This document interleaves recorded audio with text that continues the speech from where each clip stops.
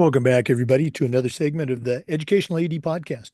We're going to be right back with today's guest, but as always, we're going to give a shout out to our sponsor. So stay with us for the next 3 minutes. Listen to our shout outs. These are all companies I used as an AD. You should be using them too. Then listen to our interview, and then go ahead and listen to or go and visit our sponsors. You're going to be glad you did. Hey, we're okay. We're going to get started right now. We want to say thanks to Sideline Interactive indoor score tables and video boards for their support. Go to sidelineinteractive.com and you can schedule a live web demo to see their products in action. Probably one of the best purchases I ever made. Go to sidelineinteractive.com to get started. We also want to say thanks to Huddle. As a football coach, I used Huddle for years, but as an athletic director, I made sure that our school was a Huddle school. All of our coaches just loved the tools that Huddle provided. Our students loved the videos, and our parents loved the streaming, but there's so much more. Go to huddle.com, join the 8 million users, and turn your school into a Huddle school. We also want to thank our friends at Snap Raise. Have you ever spent weeks and weeks with a fundraiser and then been disappointed in the results? Well, those days are gone. Go to snapraise.com. It's hands down the best online fundraiser out there. We used it at our school with great success because it works. Go to snapraise.com. You can check out their other great platforms. But if you're looking for a fundraiser, you just found it. It's snapraise.com. We also want to thank Ohio University and their online masters in athletic administration. My assistant athletic director, along with thousands of others, got his master's through the Ohio program, and it was a great experience. It's very affordable, just 20 months, totally online. And while you're earning your master's, you're also completing 11 NIAAA leadership training courses at no extra charge. Go to ohio.edu/info/MAA for more information. We'd like to thank Hometown Ticketing.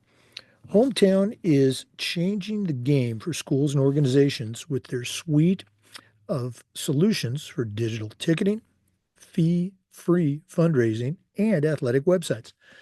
Whether you're an AD, a coach, or a school administrator, Hometown makes it easy for you to save time, raise more money, and bring your community together. You can learn more at hometown.com. We want to say thanks to Vital Signs Wall of Fame.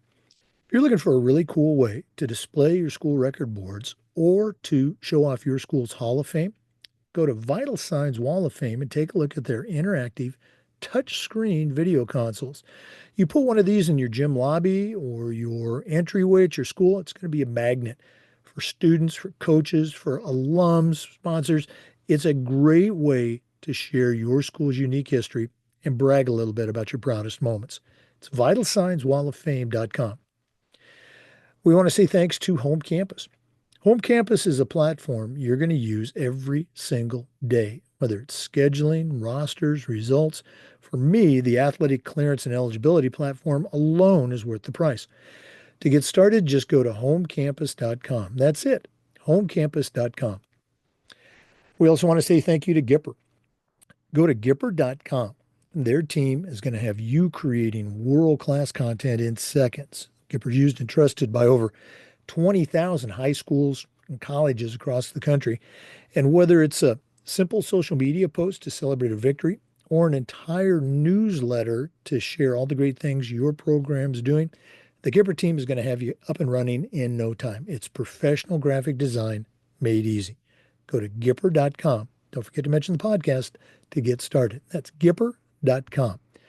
And we want to say thanks to Athletic Surveys by Lifetrack. At my school, we use surveys for everything: kids, coaches, parents, you name it. And the information that came back was almost always over the top positive. It'll be the same for you. But the surveys also connected us to those squeaky wheel parents, allowed us to hear their concerns and usually address them and keep them from turning into big things. But here's the neat part. All of that positive feedback is tremendously valuable, especially when you're visiting with a frustrated parent, maybe your principal, or even your school board. Go to athleticsurveys.com. They're going to create a custom survey that lets you take the pulse of everybody in your program. That's athleticsurveys.com. Welcome back, everybody, to another episode of the Educational AD Podcast. We're going to Missouri today, and we're going to be visiting with Mark Fisher. Mark's a retired, longtime athletic director in the state of Missouri, has a tremendous background. He's going to share that with us and more. But Mark Fisher, welcome to the Educational AD Podcast. Thank you, Jake. I appreciate you having me. Well, we were connected by a mutual friend, and so excited to let you share your story.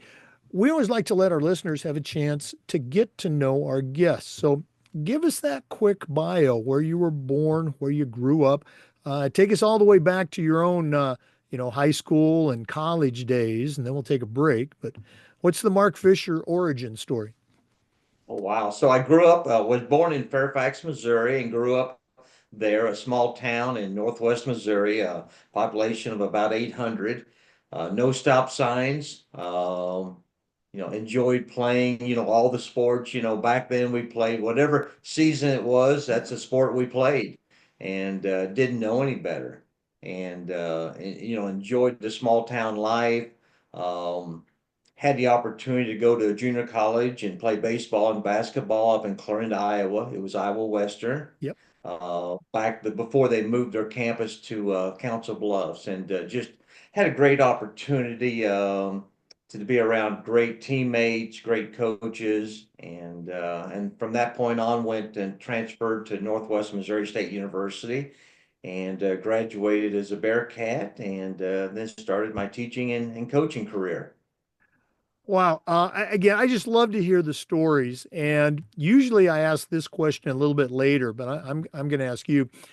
Obviously, you and I are of a similar age, and when we were in high school, that's what you did. You did, I think there was one guy I can remember from our high school. He just did basketball, but everybody was doing two and three sports. Um, can you think back in your career, when did it become a thing? Not for you as an athlete, but while you were coaching or being an AD, when did it become a thing to start specializing? Can you put your finger on it? I don't know if I can. Yeah, I think probably I would say early to mid 90s. I think when we started the seeing the development of your AAU basketball, your club volleyball, um, and again, those entities have a place. But I think that maybe the kids or parents got in their head, hey, if I'm going to get that college scholarship or if I'm going to be a starter on my high school team, I have to play it year round. And there may be some examples of that taking place, but for the most part, I just think it's, we I think what we do as coaches, parents, administrators is we try to define who are good players when they're 8, 9, 10 years old. And if they're not fully developed or they don't have that skill level when they're not 9 years old, they get, discouraged and they don't ever pick a basketball up again or a baseball or so I think that we try to judge and evaluate too early when it comes to student athletes. Well, being a basketball and baseball player back in your day, you can probably remember when AAU, I mean, that was something that you tried out for. You were trying to make your, maybe it was a sectional team to get selected for the state team and then truly do, an AAU, championship. Now, AAU, it's almost like, um, I don't know, there's 75 different levels of AAU clubs and teams and things. I'm getting on my soapbox here a little bit. Uh, is that your recollection that back, when we were in high school, you had to try out to make that one AAU team? Yeah, really, your AAU teams back there, that was the cream of the crop. And now you've got kids who can't make their high school team or their junior high team who are playing on AAU teams. And that's okay. But for the most part, there's a reason why they're doing that. It's a business for those individuals who are running that, and that's okay. But I think as a parent, you need to know that going in. And then as an athletic director, I always thought that in our society, the rich are getting richer and the poor are getting poor. And what I mean by that is it costs money to play AAU. It costs money to play club baseball, club volleyball. And for these kids and these families who don't have the opportunity or the resources as a 8, 9, 10, 11-year-old child for their families to get them involved, then again, they look for something else to do. And a lot of times those options are not good. So I think, again, too many times we try to develop these kids too early and we just send them packing and they never really get interested in a sport. Well, and again, those are spot on observations. And with the development, as you said, in the mid 90s to now, it's been going on 30 years or more of AAU and this type of um, opportunities. I'll phrase it positively for kids. Uh, the statistics still haven't changed. We still only see about 6% of high school athletes going on to compete at the college level. It's not like all these AAU and club and travel programs have suddenly developed, another level or another group of college athletes. It's still that same 6%. I'd love for somebody who's listening to this to, tell me that I'm wrong. Okay, show me that research, but I don't think I am. Um, Looking at your high school days, any memories or moments, I'm a big moment guy, stick out for you that at the time, it really didn't seem like much. It was just, hey, I'm a high school kid. But now, as a longtime coach, a longtime AD, you can look back to that moment, that season, that game, and say, that was a significant moment in my life. Anything stick out for you?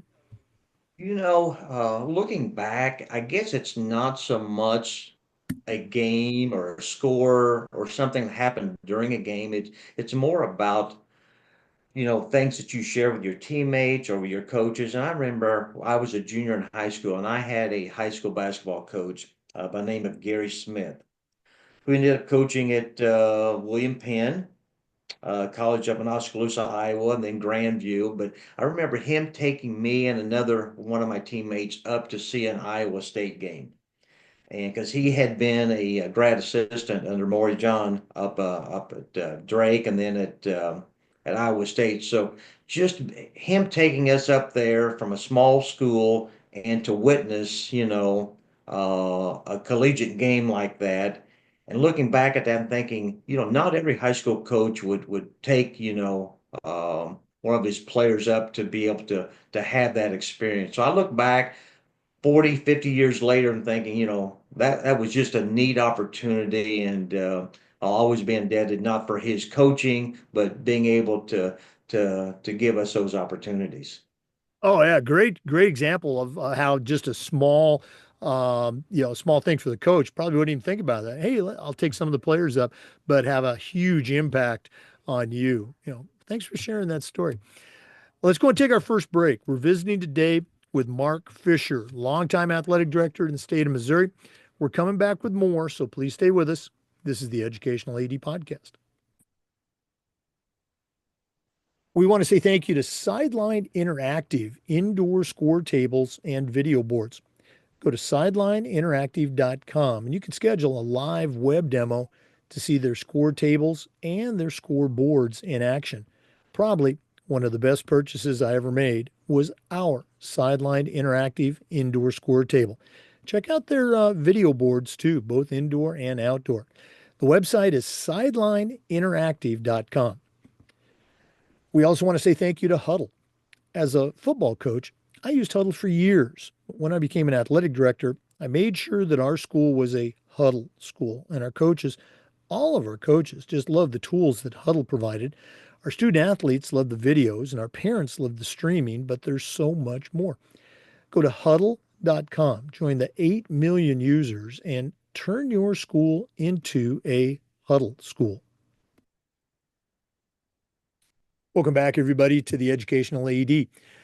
Mark, you shared some really cool memories from your high school days and your college days a little bit. Share, if you can, your post collegiate journey. Very few of us, end up at that dream job and spend 37 years at one school. What were some of your early stops right out of college that eventually led to that dream job? Well, so our first job, my wife and I began teaching in 1981 at a small school up in Northwest Missouri, Stanberry, the Stanberry Bulldogs. And we were there 5 years. I taught physical education. I coached everything from junior high boys basketball to high school boys and girls basketball, assistant football, junior high boys and girls track, high school boys and girls track. I was never home. And I was talking to my wife the other day about how she raised our kids because I was a non-existent uh, dad at the time. But so we were there 5 years, could not have found a better place to start our career. But I wanted to move up, always had dreams of wanting to be a collegiate coach. And so we moved to a little larger school, Owensville, the Dutchman. And we were there for 3 years and then had an opportunity to come to Springfield, Missouri, and got a teaching coaching job at Greenwood Laboratory School on the campus of Missouri State. And were there 14 years, and that was my happy place. Thought I would retire there. Never wanted to get into administration. All I wanted to do was teach and coach. And the last year, they came up to me and said, "Hey, we'd like for you to be the athletic director." And I really didn't want to be, but they ran out of options, so I told them I would. And so Greenwood was one of the smallest schools in the state. So here I am, an athletic director at one of the smallest schools in the state, and I get a phone call from Springfield Public Schools, the largest school district in the state, wanting to know if I would interview for their position as the district athletic director. And I told them I had no interest, and about 2 weeks later, I was the athletic director of Springfield Public Schools. So I was there 12 years and then was able to retire. And then I moved over to Drury University, a Division II school here in Springfield, and ended my career as the director of athletics for Drury. Boy, again, the journeys and the stops and the variety of stops, it just always amazes me. Um, uh, you and I, we both worked at small schools. We both, worked at the college level.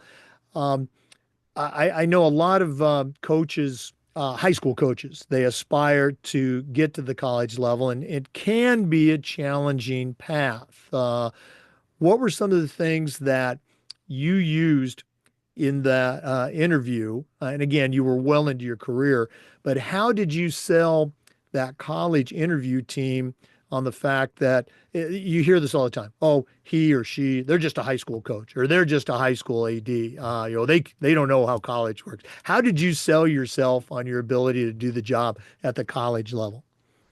Yeah, I think it probably came down to the relationships that I had built.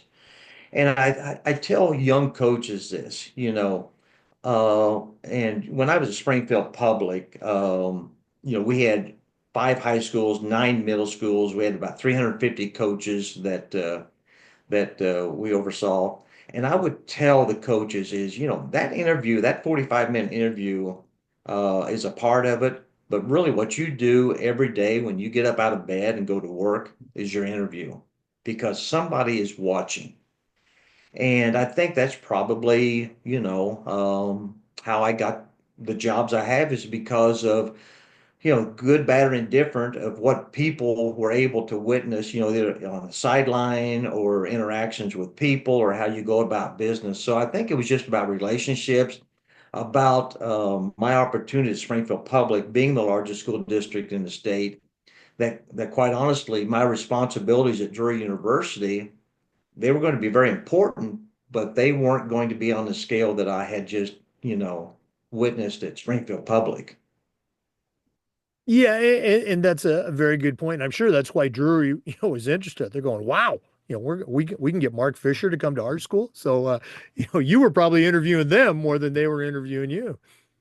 Yeah. Well, again, I had built relationships, and a number of our coaches who were Springfield Public School coaches had gone on to Drury because they were very successful, and Drury wanted to hire them. And so, again, it was kind of a small knit community. And again, I think it's what you do on a daily basis is how you receive those opportunities down the road.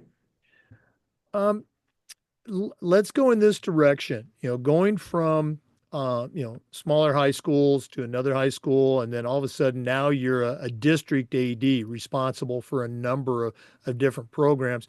You probably had, and these are my words, not yours. You probably had a way of directing or running or managing a department. Now all of a sudden you're working with multiple schools and their cultures, if you will. What were some of the ways that you navigated that? In your heart, you knew, hey, this is how a successful program runs, but without coming in and being a bull in a china shop, just changing everything at every school. How did you navigate that tightrope? Yeah, well, when I took the Springfield Public job, again, going from one of the smallest schools in the state to the largest, I can remember sitting behind my desk that first day and just staring at the wall and thinking, I have ruined my life. But I think that competitiveness, as a student athlete, as a coach, you couldn't afford to fail. You weren't failing was not an option. So, ask a lot of questions. Being a district athletic director, you're not on site at the schools. So one thing you had to do is develop those relationships. And not each school was the same. Not every school had the same needs. So it's kind of like having five kids on Christmas morning and trying to be fair. They weren't all going to get the same gift or same present, but you're going to try to be equal to them. And I think that's one thing that you try to do is to see what their needs are. And each coach is different. How you handle a coach may be different than how you handle another one. And so I think getting to know them as individuals and trying to remember, as a coach, sometimes you had those moments that you weren't proud of. So as an athletic director, you know, you need to give them a little bit of leeway and understand that not everything's and not every day is going to be perfect. Oh, I love it. The analogy, the five kids on Christmas, and you bring up, equal and fair. Sometimes equal ends up being unfair because one school has different needs. It's so you can't have the same solution. Great stuff. I'm loving this. Let's go and take our second break. I know that's shocking for our regular listeners, but we're going to come back with more. We're visiting today with Mark Fisher, longtime athletic director, both high school and college in the state of Missouri. We're coming back. This is the Educational AD Podcast. We want to say thanks to our good friends at Ohio University and their online master's in athletic administration. Now, I didn't get my master's from Ohio University, but my assistant athletic director did, and it was a great experience. It's just uh, 20 months, very affordable, totally online. And while you earn your master's degree, you're also completing 11 NIAAA leadership training courses at no extra charge. Go to ohio.edu/info/MAA for more information. The Ohio University Online Masters. We also want to say thanks to Snap Raise. Have you ever spent weeks and weeks with a fundraiser and been disappointed in the results? Well, those days are gone. Go to snapraise.com. It's hands down the best online fundraiser out there. We used it at our school with great success. Our coaches loved it. Our parents loved it because it works. Go to snapraise.com. You can check out their other great platforms. But if you're looking for a fundraiser, you just found it. It's snapraise.com. We also want to say thanks to Hometown Ticketing. Hometown's changing the game for schools and organizations with their suite of solutions for things like digital ticketing, fee-free fundraising, and athletic websites. Whether you're an athletic director, a coach, or a school administrator, Hometown makes it easy for you to save time, raise more money, and bring your community together. You can learn more at hometownticketing.com. That's hometownticketing.com. Welcome back, everybody, to the Educational AD podcast. Mark, in our profession, maybe in others, there's an expression that gets thrown out a lot. You don't know what you don't know. When you become a head coach for the first time, you don't know everything. When you become an AD, you don't know everything. What were some things that you found out on your journey that when you became that athletic director, you found out you didn't know this was part of the job? Yeah. Kind of when you sign that contract where it says other duties as assigned, whether it's taking tickets or sponsoring the dance or anything as a young teacher. But I think one thing is that you just the time commitment. As a coach, you get caught up in, your team and the practices and the games and the scouting, and it's all about you. And when I left coaching, that was one thing that I was, I guess, quite honestly, sad about because I knew I would probably never coach again once I left and went into administration. But what I found out that as an athletic director, you can impact so many lives. As a coach, you're impacting for a basketball team maybe 15 a year. As an athletic director, you're impacting hundreds and thousands of lives because of the coaches that you hire, the policies that you help put in place, the support that you give them. So it's not the direct one-on-one relationships, but you have to look at it from, the 10,000 foot view and making that right hire to hire the best coach for those individual kids and those teams. No, absolutely. And I think that's one of the things that attracted me to the position. I didn't seek it out that first time. It was kind of like, oh, by the way, Jake, you're the AD. And I was too slow to get out of the way when the keys were tossed at me. But really appreciated that aspect of the position. And you're absolutely right. It's a time consuming job, but I think wise ADs are able to be intentional about their scheduling and carve out those times for personal and for family. Looking at your career, both at the high school and the college level, one of the things we try to do with this podcast is the idea of sharing best practices. So, what were some of the things that you were able to either initiate as an AD or champion and continue long-standing practices that were already there that you can share with our listeners? Yeah. When I went to Springfield Public, one thing I found out that we really didn't have a formal coaches evaluation tool. It was more of a sit down discussion if something was going wrong. But other than that, there just wasn't a lot of discussion. So we implemented a coaches evaluation, and it was something that we wanted to allow our coaches when we met with them is to tell their story. We didn't want to sit down and say, here are 5 things you're doing wrong. And we wanted to listen to them to find out what their needs were, what went well, what could have gone better. And at the end of those conversations, it was about opportunities for us to help them improve their program.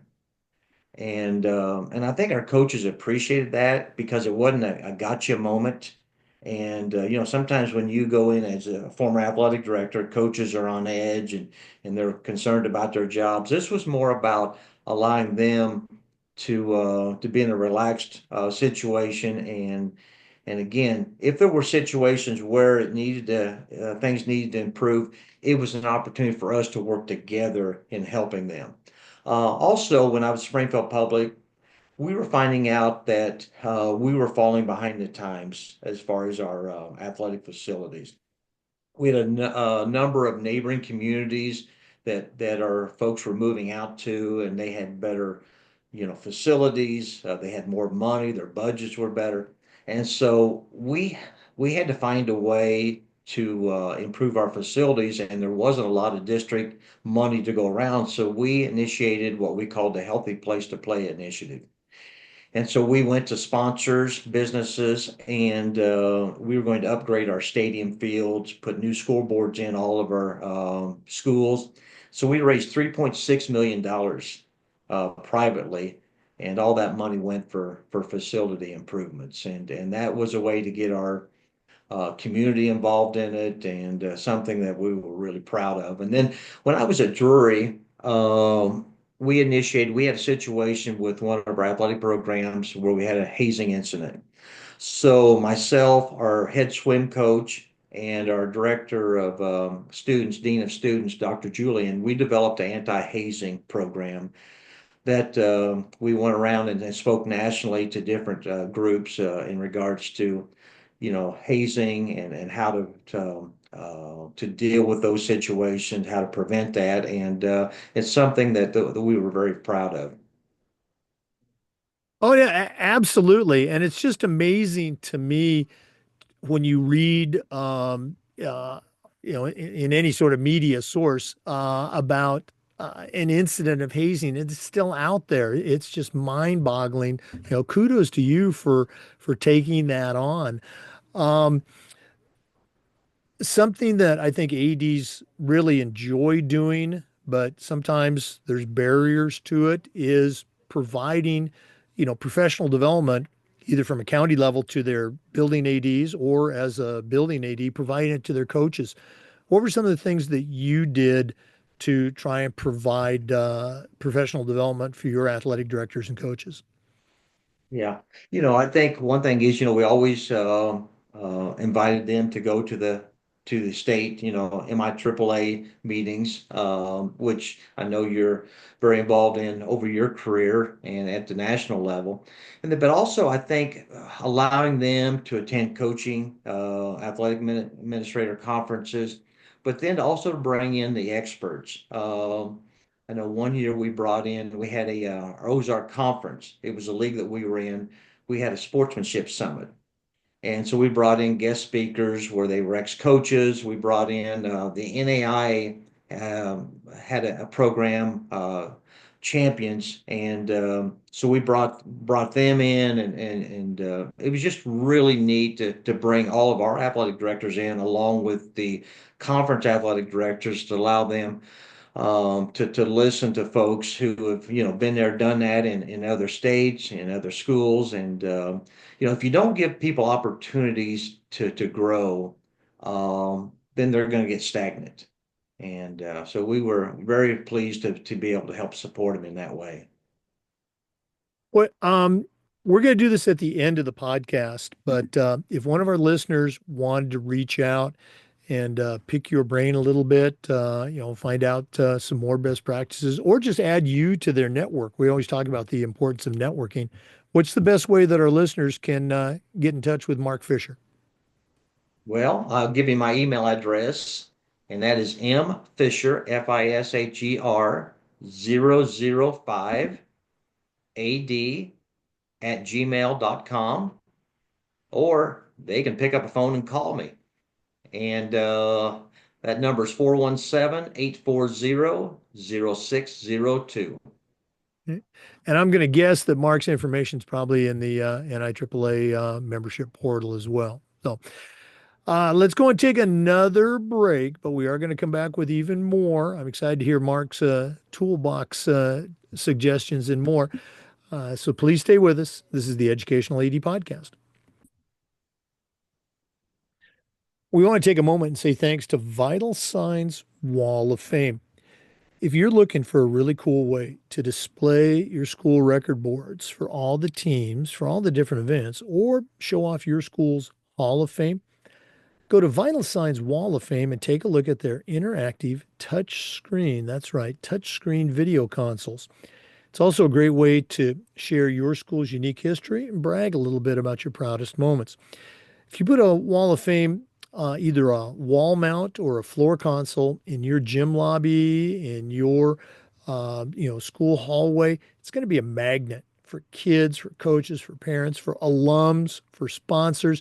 You really need to check it out. Go to vitalsignswalloffame.com. Don't forget to mention the podcast. Check out their products today. We also want to say thank you to Home Campus. Home Campus is a platform that you're going to use every single day, whether it's scheduling, rosters, results. And even if your state has a platform for that, for me, the athletic eligibility and clearance platform alone is worth the price. Go to homecampus.com for more information. That's it, homecampus.com.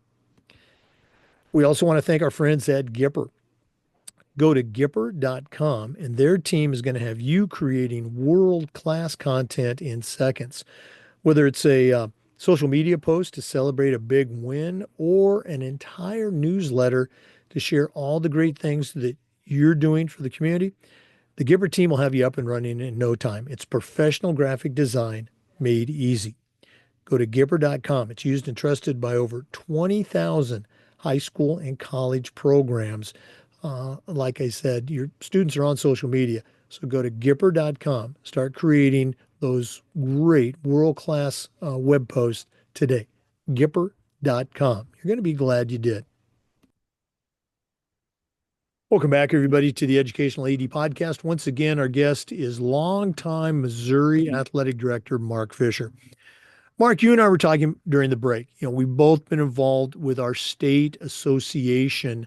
And I think it's something that a lot of, let's say, young ADs or new ADs, even veteran ADs, really don't understand or see the value in it. And it's just a tremendously valuable experience. I was on our athletic director advisory committee. I was on the football coaches advisory committee for a number of years. I'm currently, as a retired AD, I'm on the track and field officials advisory committee. So you were involved in Missouri. Can you share how that all started for you and why it's important for our colleagues to do the same thing?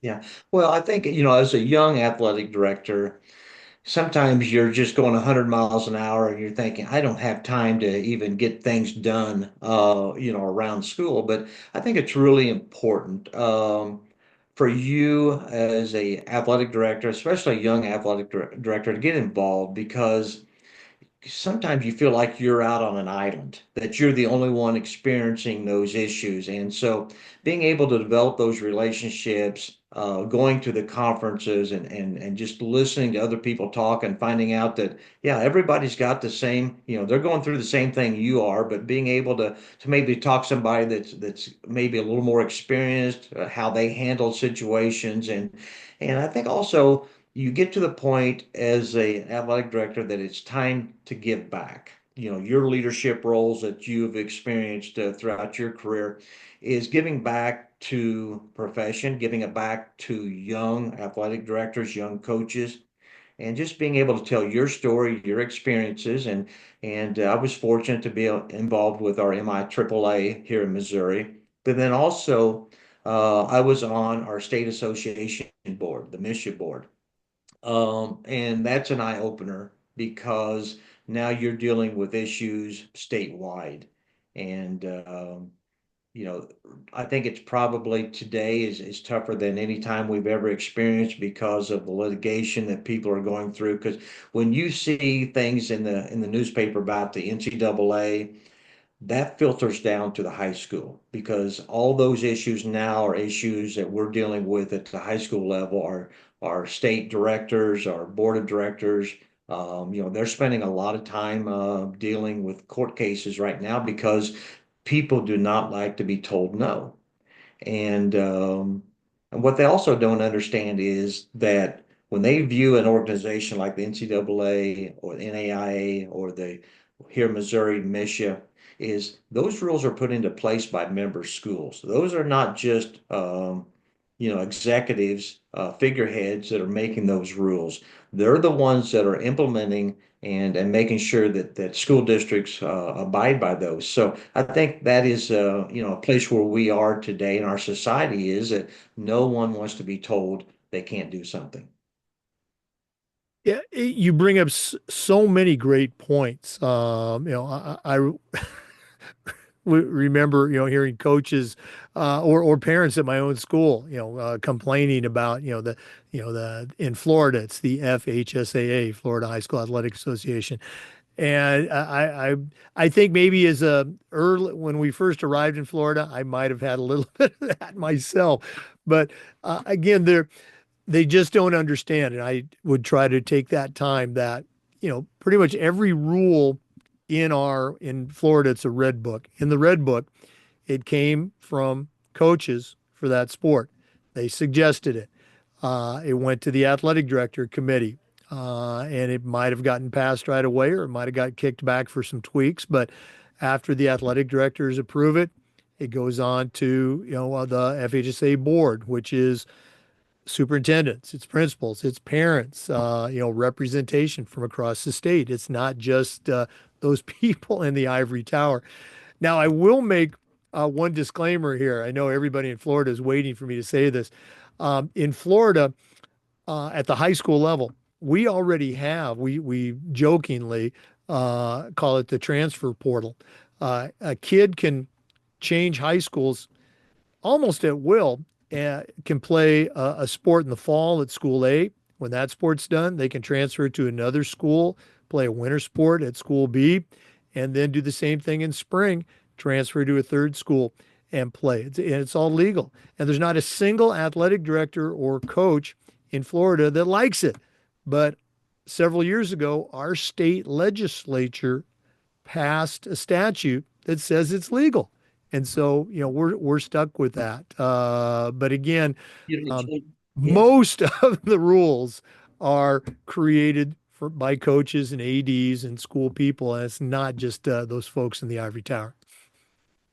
Jake, you talk about and parents go, wow, that's a great thing for kids to be able to choose their schools. What they don't understand, what if that's your child who gets replaced on the starting five because of three kids that moved in from a neighboring school.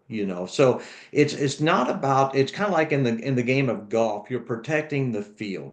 What you're doing with these guidelines and your rules is you're protecting the integrity of the game and of the school, and you're protecting the rights of the student athletes that are at that existing school that may be replaced because of somebody coming in to join their AAU teammate.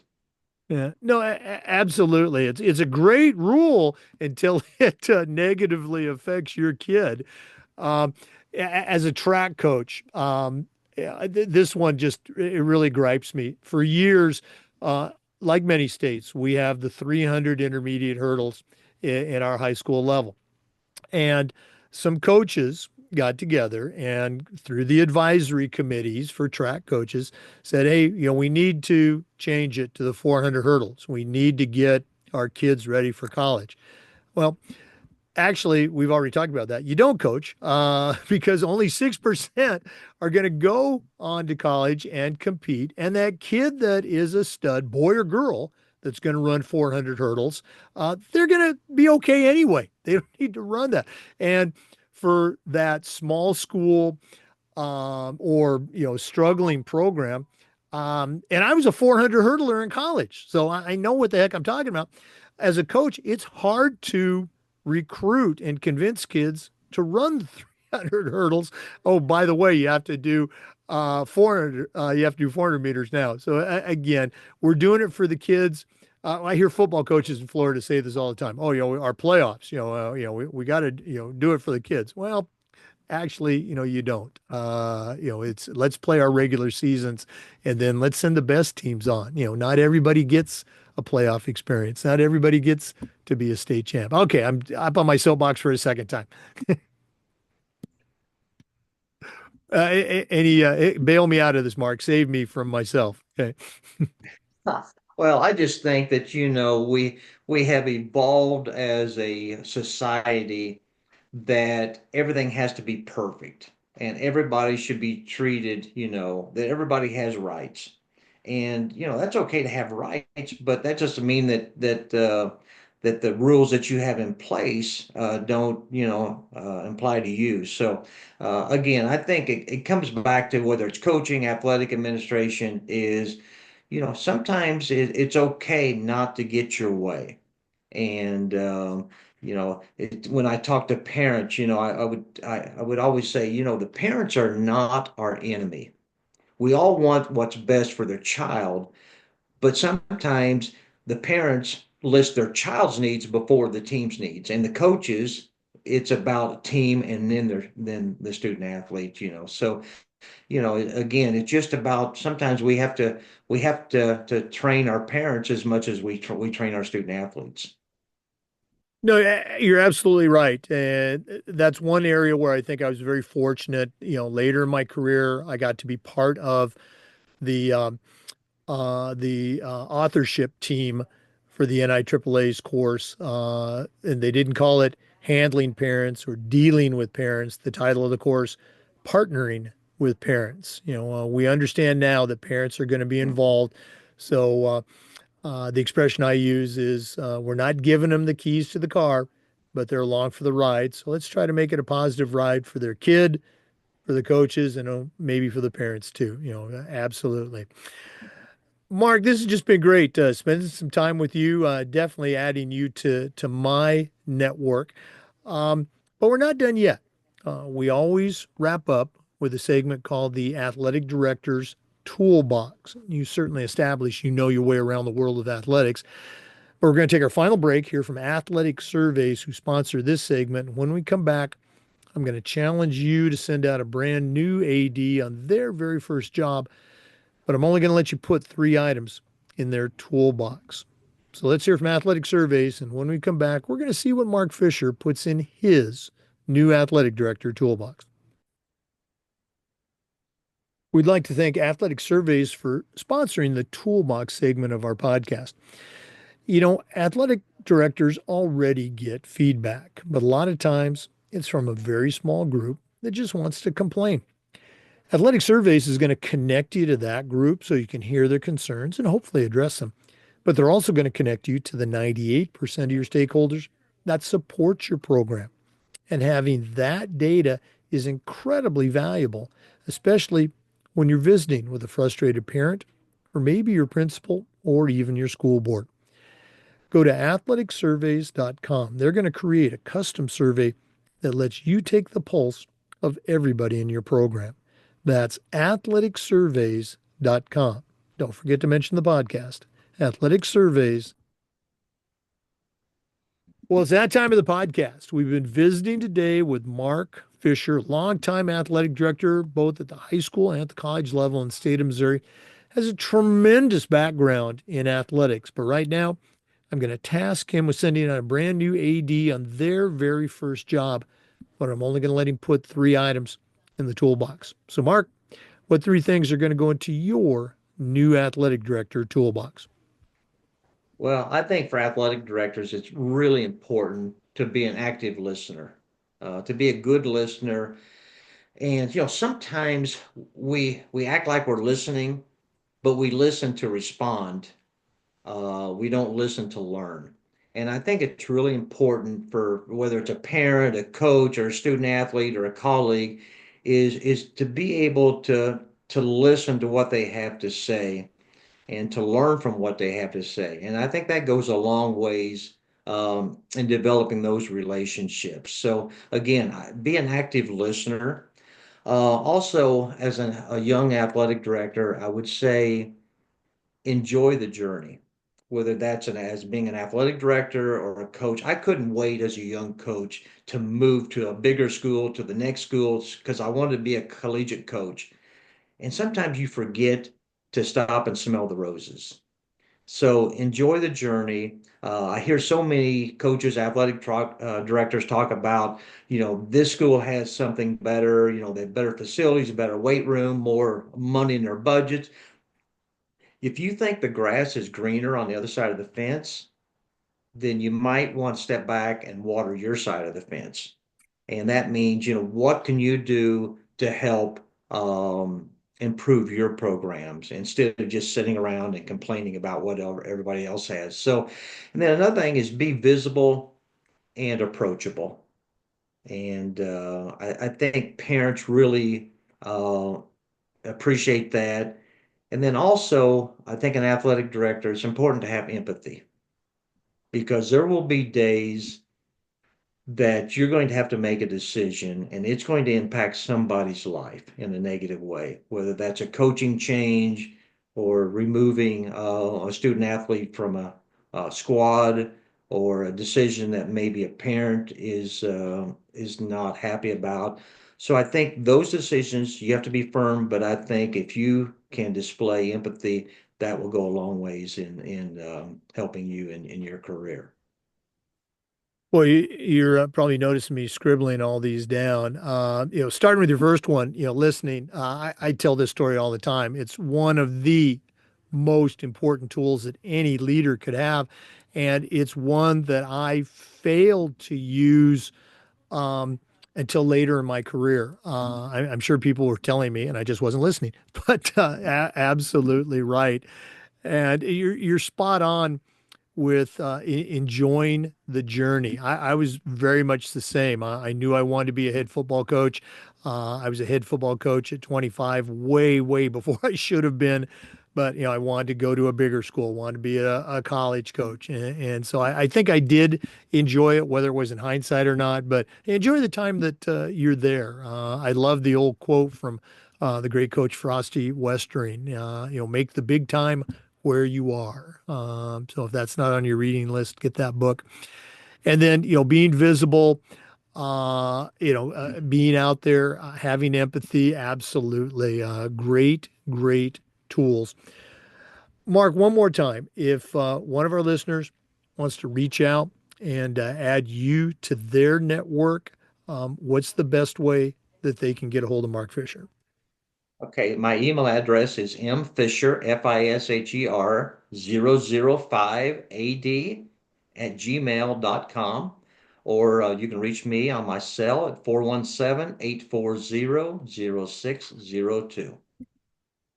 Well, Mark, thanks again for sharing with our listeners. All the best as you continue to, stay active and be a leader in your retirement years. And we're gonna have to get you back on down the road and do an update. Hopefully, you can make the trip down to Tampa this coming December for the national conference. I'd love to sit down with you and pick your brain a little bit more. Yeah, well, I sure appreciate Jake allowing me to share my story, and thank you for all that you do for young and aspiring athletic directors. Oh, you're very kind. Thanks again.